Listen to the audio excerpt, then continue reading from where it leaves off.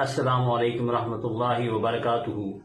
मेरे हाथ में आप ये जो चीज़ देख रहे हैं ये कलौंजी के दाने हैं और ये कलौंजी का तेल है। हम अक्सर इस बात को लेकर कंफ्यूज होते हैं कि इन दोनों में क्या बेहतर है, या तो हम कलौंजी के दाने इस्तेमाल करें या कलौंजी का तेल इस्तेमाल करें। लेकिन आप इस बात को समझ लें कि जब किसी दाने में से तेल निकलता है तो ये तेल दानों के मुकाबले में बहुत ज्यादा ताकतवर और असरअंदाज होता है। क्योंकि असल में उस दाने की ताकत ही तेल होती है। तो मैं आपको बताता हूं कि दोनों में बेहतर क्या है।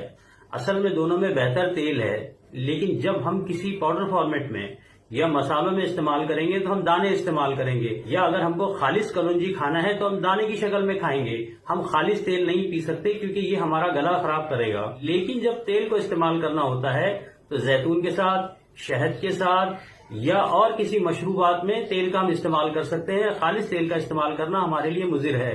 इसीलिए इस बात का ख्याल रखिए कि जब हम कलौंजी तेल का इस्तेमाल करेंगे तो इसकी मिकदार दूसरों के मुकाबले में बहुत कम होगी।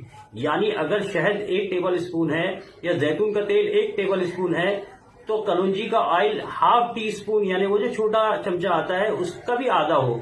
क्योंकि ये बहुत ही असरअंदाज होता है, इसीलिए इतना काफी है। अस्सलाम वालेकुम रहमतुल्लाहि व बरकातुहू। अस्सलामु अलैकुम वरहमतुल्लाहि वबरकात। आज का ये नुस्खा आँख, कान और नाक के लिए है। हम इसमें कलौंजी का इस्तेमाल किस तरीके से कर सकते हैं।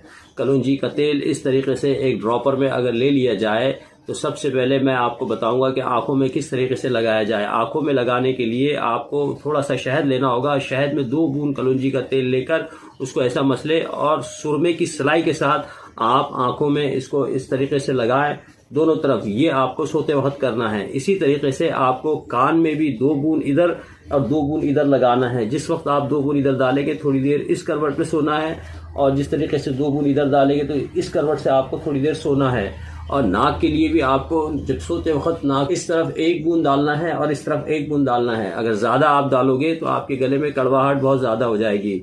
शहद का इस्तेमाल सिर्फ आंखों में होगा। ये निहायत ही शिफा बख्श है और बहुत सारे मसाइल में ये बेहतरीन है। अस्सलाम वालेकुम रहमतुल्लाहि व बरकातुहू। अस्सलाम वालेकुम रहमतुल्लाहि व बरकातुहू। आज हम जो नुस्खा देखने जा रहे हैं वो नुस्खा है चेहरे की सफाई और फेयरनेस का। नुस्खा ये है कि आपको किसी एक शीशी में या किसी एक डब्बी में या किसी कांच के बर्तन में 1 चमचा जैतून का तेल लेना है और आधा चमचा कलौंजी ऑयल लेना है और उन दोनों को अच्छी तरीके से मिक्स कर लेना है। ये मैंने 1 चमचा जैतून का तेल और आधा चमचा कलौंजी ऑयल लिया है और इन दोनों को लेकर अच्छी तरीके से मिक्स कर दिया हूं। और मिक्स करने के बाद जो है इनको किसी भी चीज से या हाथ से ऐसा चेहरे पर मल लेना है।